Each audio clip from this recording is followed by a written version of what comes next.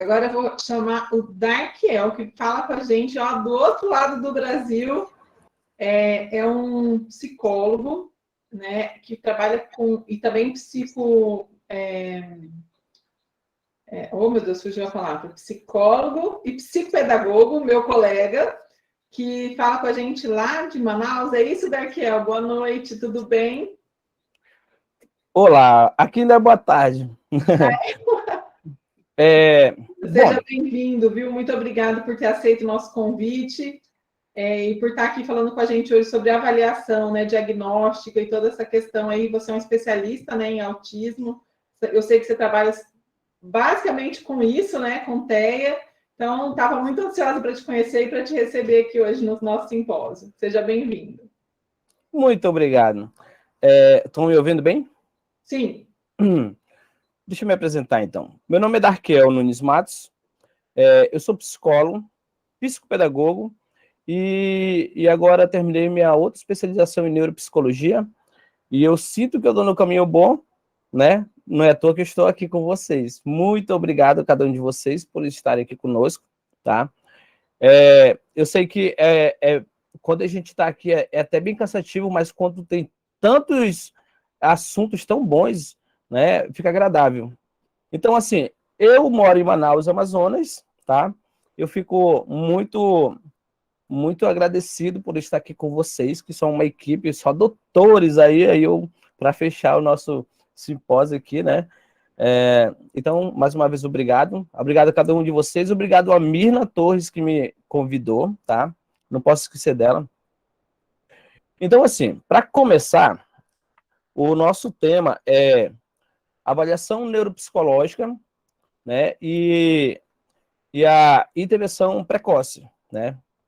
Então, o primeiro questionamento que me vem, né, é de perguntar assim, dá para fazer uma avaliação neuropsicológica com a pessoa autista, né? E dá para fazer uma, uma, uma avaliação, né, precoce? Então, assim, dá, né? A resposta é dá. Então, assim, primeiro, para a gente entender o que é uma avaliação é todo um processo, tá? E esse processo, ele se dá o início no primeiro contato, logicamente que a gente está falando de crianças, né? São um contato com os pais. Primeiro contato com os pais para ver a demanda.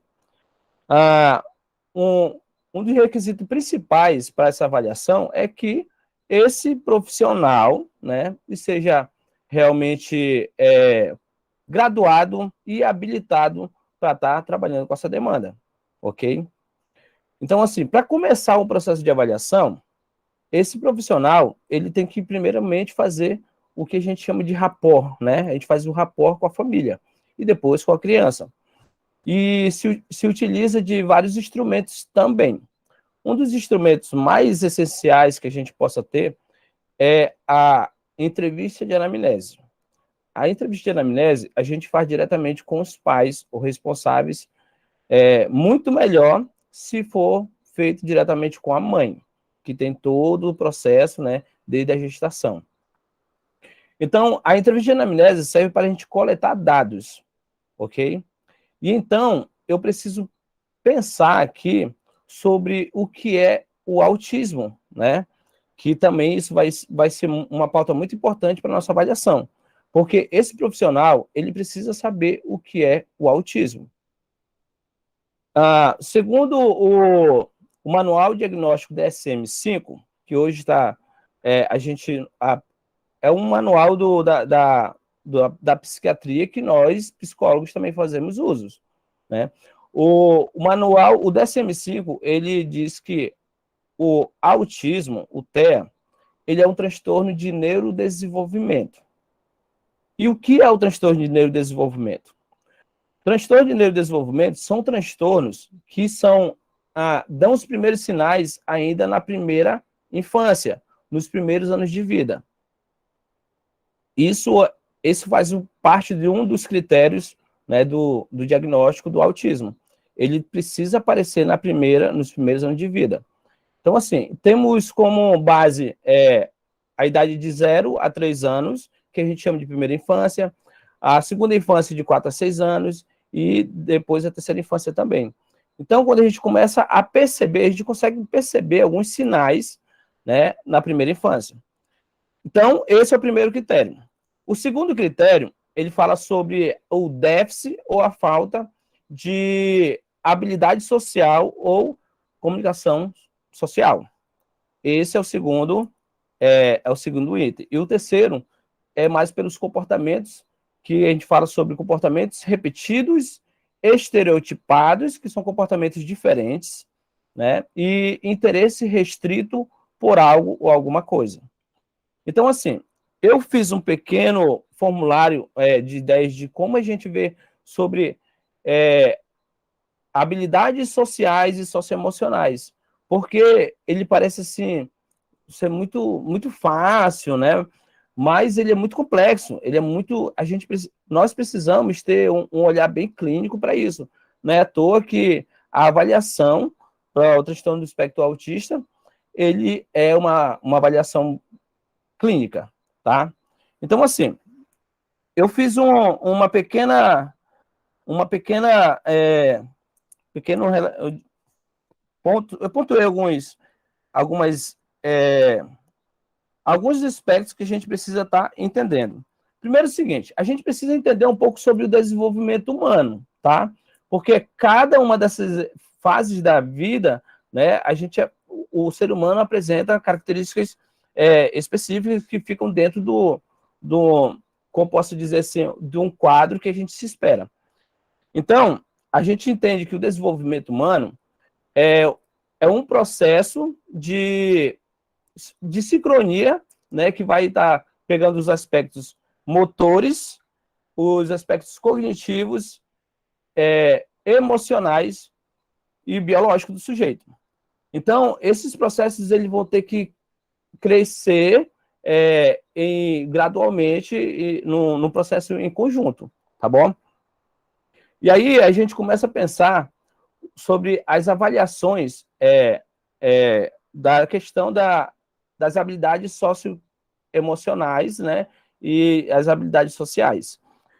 E aí eu fiz o seguinte, eu fiz os pequenos itens aqui para a gente começar a entender um pouco sobre quais são essas habilidades que a gente possa estar percebendo nas crianças. A primeira, a gente vai falar sobre dificuldade de estabelecer conversas. Um dos critérios mais importantes que os pais e responsáveis buscam acompanhamento profissional é pela falta da linguagem, né? Mas, nesse momento, eu não estou falando de linguagem, mas da questão de conversação. Quando a mãezinha está dando peito à criança, ela começa a falar com ela, oi, aqui é a mamãe, e a criança presta atenção nela, e dá um sorrisinho, que a gente chama de sorriso social, né? E quando ela vai crescendo um pouco mais, a gente começa a brincar com ela, ela faz o charminho para a mamãe, para o papai, para quem quer que seja. Então, ela começa a balbuciar, né? Então, isso sim é como se ele estivesse mantendo uma conversa, né? Que é realmente um trato social. O segundo, dificuldade de iniciar interações. Uma criança que ele traz algumas características do transtorno do espectro autista, ele não vai buscar começar uma interação social, né? Seja com seus pares, seja com seus pais também. Então, isso é um déficit que a gente pode estar percebendo. O terceiro, dificuldade de demonstrar emoções.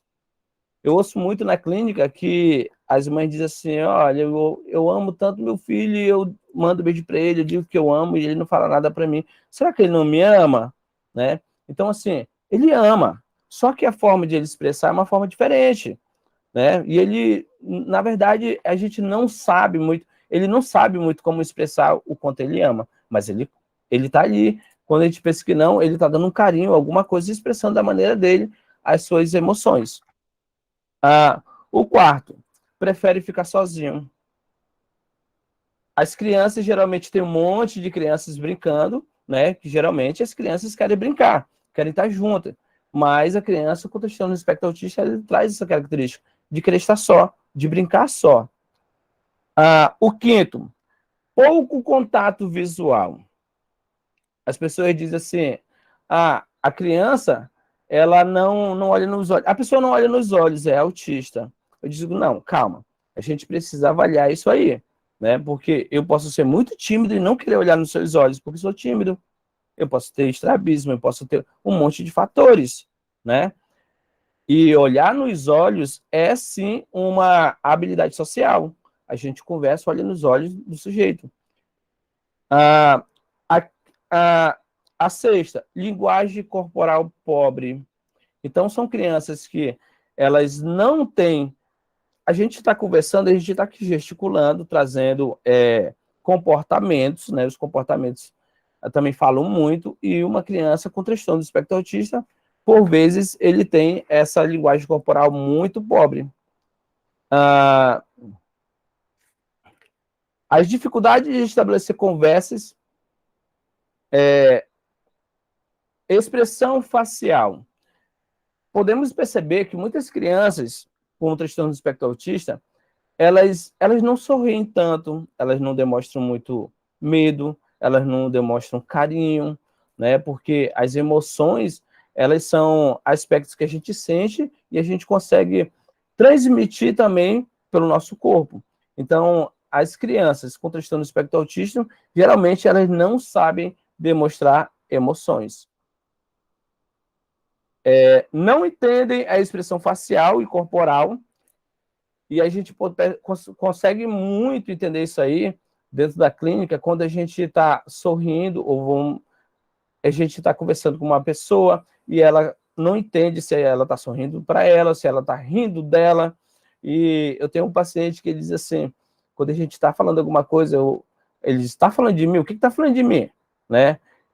Isso a gente está sorrindo com outro colega, ele diz, você está sorrindo de mim, está rindo da minha cara, né? Então eles não entendem muito essa situação aí, que também são todas questões da interação social. Dificuldade de entender ironias ou as piadas, né? Que é a questão de rir, e ele vai estar achando que está, como assim, dizendo assim, como diz meu paciente lá, tá me tirando, né? Tá me tirando. Então, assim, eles pensam que estão rindo dele.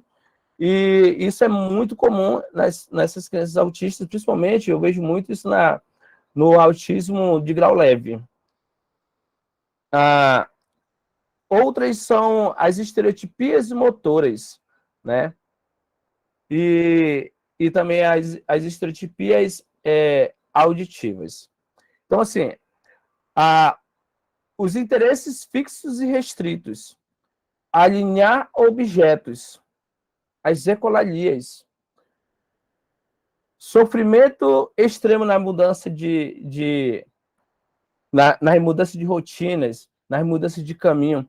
Então, assim, todos esses aspectos aqui que a gente possa estar, que eu listei, a gente pode estar vendo como são características que a gente vai pontuar, né, e vai dar base aos dados do nosso diagnóstico. Aí temos também a questão das motoras, né, que são as estereotipias. As estereotipias realmente têm, como eu falei agora há pouco, as estereotipias motoras e as estereotipias orais, né, são vocais. Então, é difícil de se fechar um laudo diagnóstico do autismo. Ele é difícil, sim, para uma pessoa que não esteja preparada, né? Mesmo porque a gente precisa estar coletando esses dados, e se a gente for perguntar de uma mãe de primeira viagem, né, ela vai dizer assim, olha, eu não compreendi, eu não entendi que isso era uma coisa diferente no meu filho. Mas quando a gente pega uma mãe que já tem outros filhos, vai dizer, poxa, o João, ele tinha tal comportamento, né?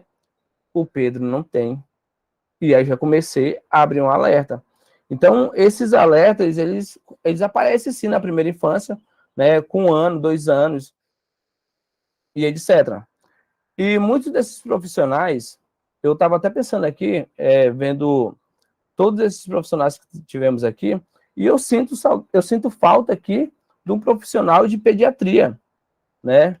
Porque o pediatra, ele é muito importante nessa nossa caminhada aqui. Porque o pediatra, ele vai ser basicamente o primeiro médico que vai ver essa criança. E o pediatra, ele pode estar usando um instrumento de avaliação que nós temos, que é o MChat, né? Que a gente tem até uma certa obrigatoriedade de estar utilizando esse instrumento. E ele começar a levantar todos esses pontos aqui que eu vim levantando aqui para vocês, eles podem estar fazendo isso e, desde já, encaminhando a uma equipe multiprofissional, né? Uma equipe onde possa estar fazendo as avaliações, as intervenções precoces. Eu sei que muitos desses profissionais, eles não fecham o diagnóstico, porque eles têm, eu penso assim, que eles têm um certo receio do quanto isso vai impactar a vida de um sujeito, né? Como uma mãe aqui, que eu estava vendo a Mara Rúbia, né, falando, né, quanto isso foi impactante na sua vida. Então, assim, mas que dá para fazer isso, dá para a gente fechar o diagnóstico e dá também para a gente encaminhar essa criança, essa família, né, para uma equipe multiprofissional, onde eles vão estar trazendo intervenções apropriadas para cada criança. E aí, a gente começa a pensar também o seguinte, que essa equipe profissional, ela precisa ter um aparato, né, de como ela vai trabalhar com cada criança. Porque a gente entende que o autismo, ele tem 3 níveis. O nível leve, o nível moderado e o nível severo.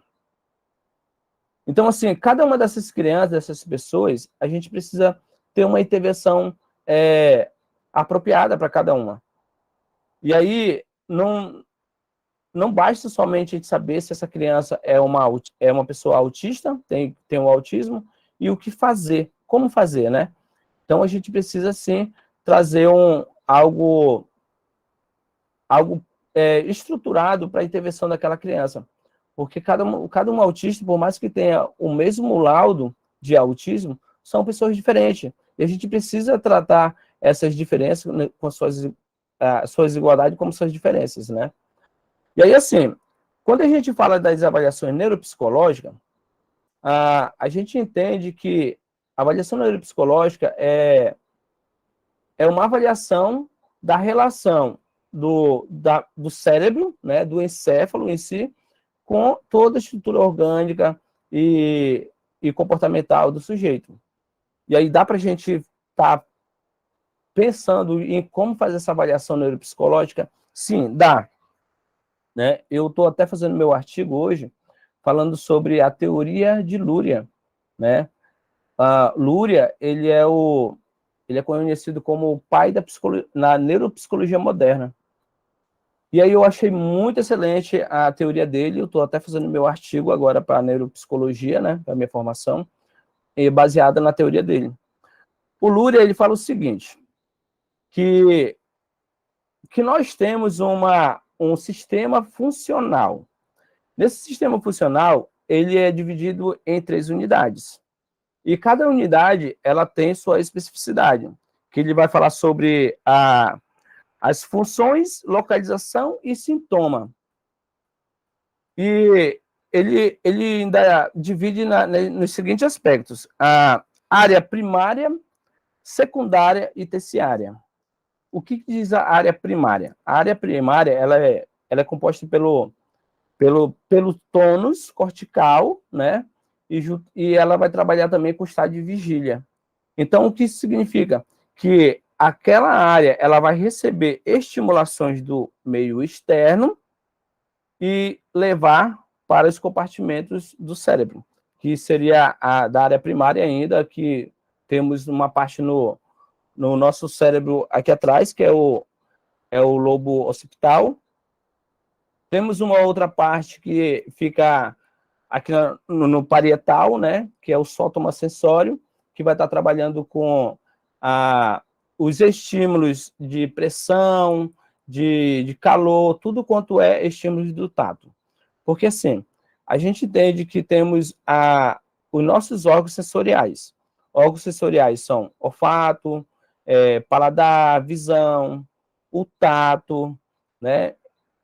Então, eles vão captar esses estímulos e vão levar para uma função do cérebro, né? Que ele até diz assim, a função não significa que é um local específico que vai trabalhar somente uma função.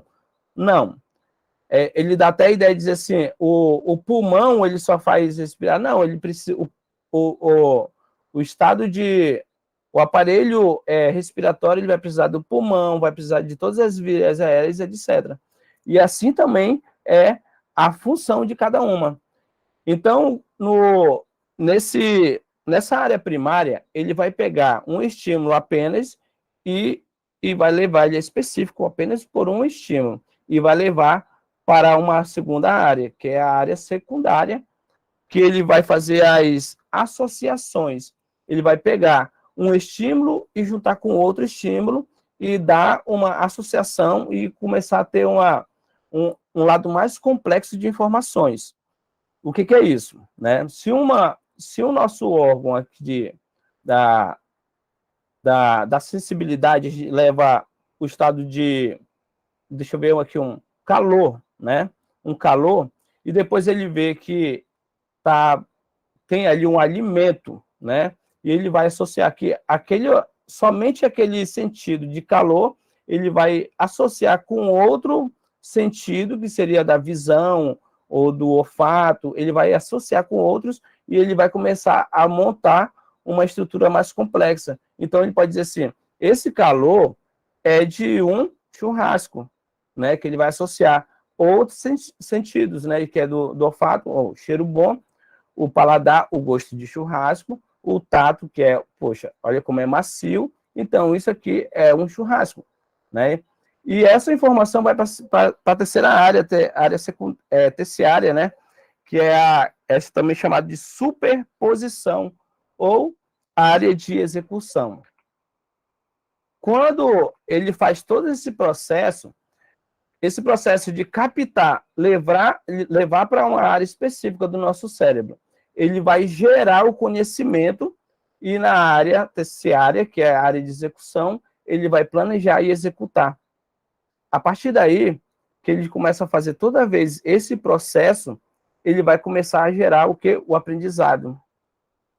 E pensando nisso, eu imagino o seguinte, que quando a gente faz uma avaliação de uma criança, onde ele tem todos esses déficits sociais, emocionais, todos esses déficits que a gente vê aqui, de alguns que eu relacionei, então a gente começa a pensar que essa criança, ela precisa de estímulos multifatoriais, estímulos visuais, estímulos tátil, olfativo, e etc. E se a gente for pensar mais na neuropsicologia, né, a gente vê que tem a parte da...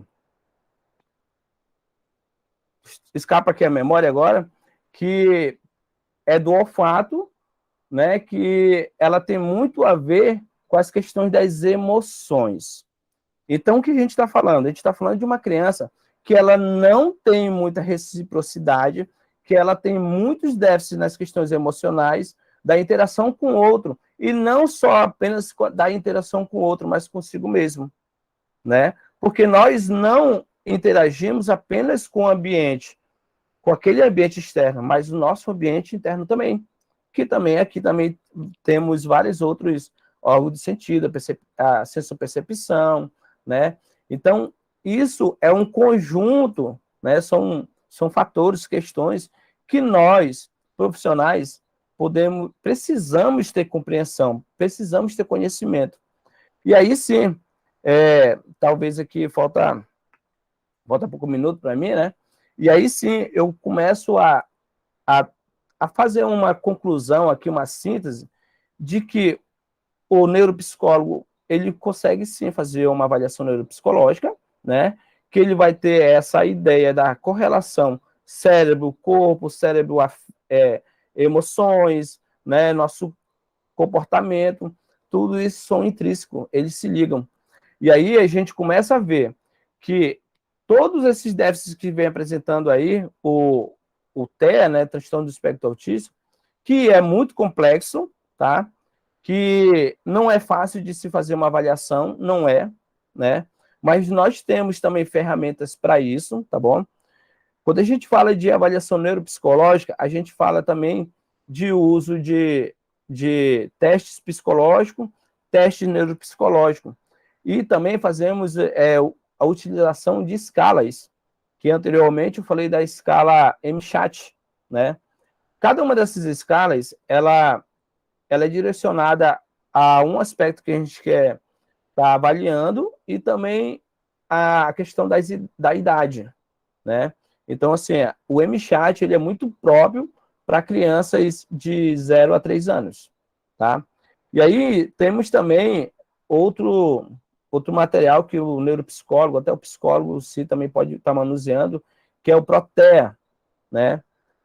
Isso são para as crianças menores. E aí a gente também pode também estar trazendo escalas de maturação, né? Que temos o Denver, temos outros materiais que o neuropsicólogo e o psicólogo também pode estar utilizando para essa avaliação. Aí talvez vocês possam se perguntar assim, mas me diz uma coisa, você vai fazer um teste psicológico, neuropsicológico com uma criança, uma pessoa autista? Aí eu disse, olha, então assim, a gente precisa pautar, pensar um pouco mais sobre isso aí, porque para algumas crianças dá e outras não. Né? Nem todas as crianças, você não tem como fazer uma avaliação de uma criança onde esteja no nível severo, uma avaliação de inteligência, de atenção, de linguagem, não tem condições, né? Mas a gente tem para as crianças que são mais com o nível mais leve, né? O nível leve, ele tem uma linguagem preservada, ele tem um cognitivo preservado, né? A questão deles é mais trabalhar a questão socioemocional, da sociabilidade. Então, assim, a gente pode fazer uma avaliação dessas crianças, sim, tá? Neuropsicológica, sim. Devemos estar montando um plano de ação, né? Esse plano de ação, ele precisa ser feito para um acompanhamento multiprofissional. E aí eu penso o seguinte, que o quanto antes fizermos essa avaliação, não que a gente venha pelo menos fechar, né? Não vamos fechar o diagnóstico, mas pelo menos a gente começar a observar, opa, essa criança, ela não está trazendo comportamentos que ela deveria estar tendo. E aí já fazer um encaminhamento para uma equipe multiprofissional, onde vai trabalhar com a intervenção precoce, tá? E aí eu volto a falar que tudo aquilo que eu falei sobre a teoria de Luria, que ela é muito complexa, mas é muito maravilhosa, depois que a gente vai estudando, vai se degustando, vai ficando fantástico. Aí a gente começa a entender qual é a relação de nós, fisiologia, emocional, comportamental, tudo, com o nosso aspecto cerebral, né? E que dá para a gente fazer sim. E o quanto antes fizermos, se fizermos nossas intervenções de nossas crianças ainda na primeira infância, com toda certeza, eu posso falar que não teríamos autistas em graus severos por aí, tá? Então, assim, o quanto antes pudermos trabalhar, ou temos um olhar de acuidade, não só com a criança, mas com a família em si, né? Nenhum de nós podemos trabalhar sozinho, nem vamos trabalhar sozinho, precisamos estar sempre em contato com outros profissionais e assim também com os pais. E então é isso. Eu acredito que eu tentei trazer aqui um pouco, né, do que eu fui convidado meio que assim em cima da hora, né, e eu me esforcei para mim estar trazendo um pouco do que eu tô estudando agora, né, estou montando o meu artigo para tudo isso aí. Eu acredito que eu esteja no caminho certo e eu só tenho a agradecer aqui que esses doutores estão aí na frente aí de mim, né, que se apresentaram anterior a mim, e tá aqui eu, né, achando que eu estou no caminho bom, sim, e agradecendo por todos vocês estarem aí.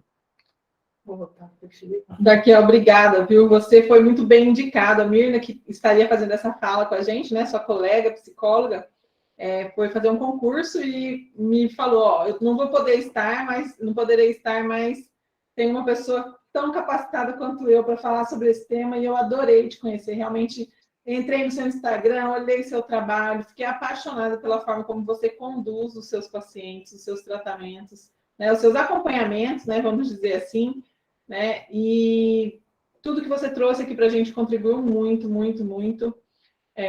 Com certeza, o que você trouxe também em relação ao pediatra, eu já fui intimada o ano que vem fazer o evento em 2 períodos ou em 2 dias, porque é tanta gente que nós queremos trazer, todo ano a gente aumenta a quantidade de participantes, eu vou ter que fazer um simpósio ano que vem de 2 dias para conseguir trazer todo mundo que nós gostaríamos de trazer, né? O neuropediatra, a gente convidou também uma profissional, infelizmente ela não pôde comparecer nessa data, e é isso, assim, eu acho que é muito importante nós estarmos, assim, envolvidos, né, e decididos em fazer um bom trabalho, né, cada profissional que esteve aqui, só profissionais de excelência, comprometidos, né, com a pesquisa, com o estudo, né, como você está trazendo aí, fazendo seu artigo, depois compartilha com a gente aí, eu sou apaixonada pelo trabalho de Lúria, né, Com certeza.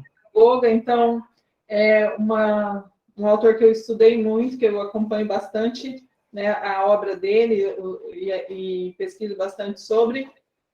E eu queria deixar aberto aqui alguns minutinhos, se alguém quiser fazer alguma pergunta ainda para o Darkel, se você tiver mais um tempinho, Darkel, porque eu acho que tem perguntas aqui para você, relacionadas à questão de avaliação em relação à sinestesia na primeira infância, se é possível perceber.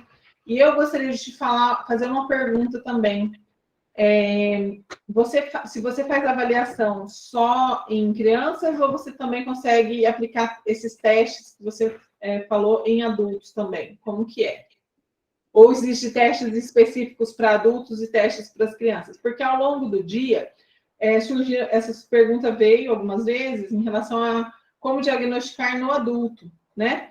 E como a gente ia falar com você sobre avaliação, eu esperei para perguntar para você, apesar de eu ter visto que você acaba atendendo mais crianças, né? Mas você tem o conhecimento, porque você é um especialista nisso, né? Um neuropsicólogo, então, para você trazer um pouquinho só dessa questão, se você tiver tempo, se não for te atrapalhar. O meu dia foi todo voltado para vocês. Oh, meu Deus, muito obrigada. Então, assim, a primeira pergunta foi se tem algum teste voltado para sinestesia e tal.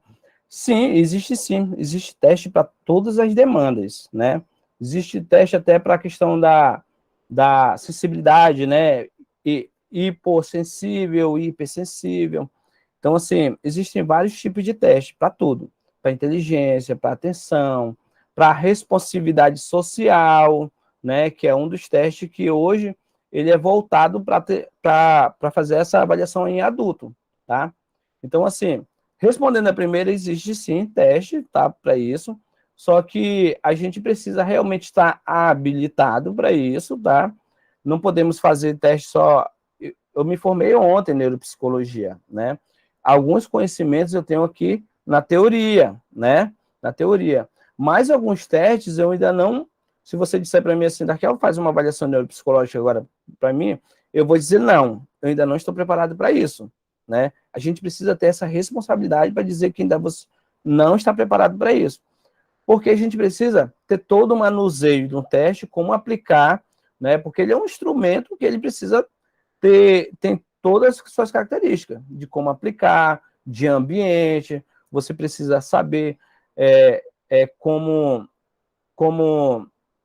avaliar, né, coletar os dados que você vai ter, e etc. Então, assim, existe teste para tudo sim, né? Eu ainda não tenho esses testes, tá? Eu estou me formando agora, teoricamente eu conheço alguma coisa, né? E eu trabalho muito mais com crianças, como eu escolhi o público infantil, né? Porque, assim, tem uma frase de Freud que diz que se a gente tratar as crianças agora, né, não teremos adultos neuróticos e etc, né? Então, assim, se a gente conseguir trabalhar com as crianças agora, vamos ter adultos mais saudáveis, né? Então, a minha dedicação toda, o meu carinho todo é pelas crianças aqui. E aí, às vezes, quando uma mãe ou um pai ou uma pessoa diz assim, dá para te atender a mim, né? Dá para te fazer uma avaliação com o meu irmão, Teve uma mãe que disse assim, dá para te fazer uma avaliação com o meu marido, porque eu acho que ele é autista, né? E aí eu sempre me restringo mais a ficar com as crianças, tá? Porque eu acredito que a gente não é um bom profissional se a gente quiser abraçar todo mundo. A gente precisa abraçar uma demanda e ser muito bom no que você faz. Essa é a minha perspectiva, né? E sim, existe teste para adultos, sim, tá? Existe escalas para adultos também, mas o teste que eu sei que é para adulto, que ele vai da faixa etária de 12 anos até 60 anos, né? É o SRS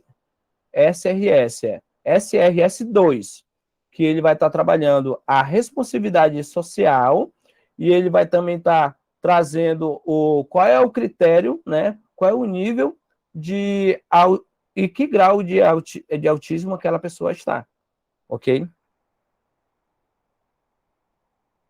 Maravilha, Darkel, muito obrigada, perfeita a sua fala. Eu queria agradecer muito, né, você ter aceitado o nosso convite aí de prontidão, né, a partir da incapacidade, possibilidade da Mirna de estar conosco, né, a Mirna é uma pessoa que eu admiro muito, a gente troca muita informação sobre paciente e ela me encaminha os pacientes dela para o neurofeedback, né, eu trabalho com neurofeedback aqui, eu sou neuropsicopedagoga e eu trabalho basicamente 80% aqui do Instituto com neurofeedback, e é uma coisa muito interessante que você trouxe da questão multiprofissional, que eu gosto de chamar de integralidade dos profissionais, né? Todos trabalharem integrados, né? E na integralidade, cada um fazer 100%, né, integralmente o seu trabalho, junto, colaborativamente com o outro profissional. Então, essa união, essa parceria, né, entre os profissionais das diversas áreas que podem contribuir com a melhor qualidade de vida da pessoa com TEA, né, do autista. E é isso, nosso objetivo aqui é esse. Eu queria agradecer imensamente a participação de todos vocês, principalmente, né, especialmente dos palestrantes, né, que nos deram essa tarde aí, esse dia repleto de informação, de conhecimento, pessoas extremamente dedicadas e comprometidas com o seu trabalho, e eu queria explicar para vocês algumas questões. Os certificados serão enviados a partir da semana que vem, depois do dia 7 de maio, tá? Porque a gente precisa primeiro resolver essa questão técnica, que nós tivemos problema com o nosso site, olha, foi um transtorno, mas, enfim, já está se resolvendo. Então, a partir da semana que vem, da outra semana, a gente começa a enviar os certificados com todo o material que foi utilizado nas apresentações dos profissionais, com o link de contato de todos os profissionais, tá? Para que vocês possam entrar em contato, se tiver alguma dúvida, né? Se vocês quiserem também acompanhar esses profissionais nas redes sociais para se manterem informados, né? Dizer que caso vocês tenham alguma questão, alguma dúvida, algum esclarecimento a ser feito, podem mandar aqui para o Instituto no WhatsApp as dúvidas de vocês, que aí a gente entra em contato com os profissionais para que eles possam responder também através de caixinhas de perguntas no Instagram. Tá bom? Muito obrigada pela participação de todos vocês. E obrigada, Darkel. Olha, um sucesso para você na sua carreira aí, que você disse que acabou de se formar, mas você já sabe na prática aí o dia a dia, né, do teu trabalho como psicólogo com TEA, que é incrível. Meus parabéns mesmo pelo trabalho que você faz. E é isso, gente. Muito obrigada por todos que estão aqui com a gente. Muito obrigado a todos que estão conosco, né? Na verdade, existe duas formas de a gente aprender, né? Uma é repetindo, repetindo, repetindo, outra a gente fazendo o que a gente ama, né? Então, assim, o amor, acima de tudo, né? A gente faz com as crianças, com outras pessoas. Eu acho que o amor vale tudo, né? E se eu aprendo cada dia mais com... Na verdade, eu não ensino as crianças, eu aprendo com as crianças. Isso que é fantástico, tá? Muito obrigado pelo convite, muito obrigado a todos que estão aqui, e estarei sempre à disposição, tá bom? Grande abraço, bom final de semana a todos. A todos. Fiquem em paz aí. Até, eu vou encerrar, então, oficialmente agora o nosso congresso. Uma boa noite.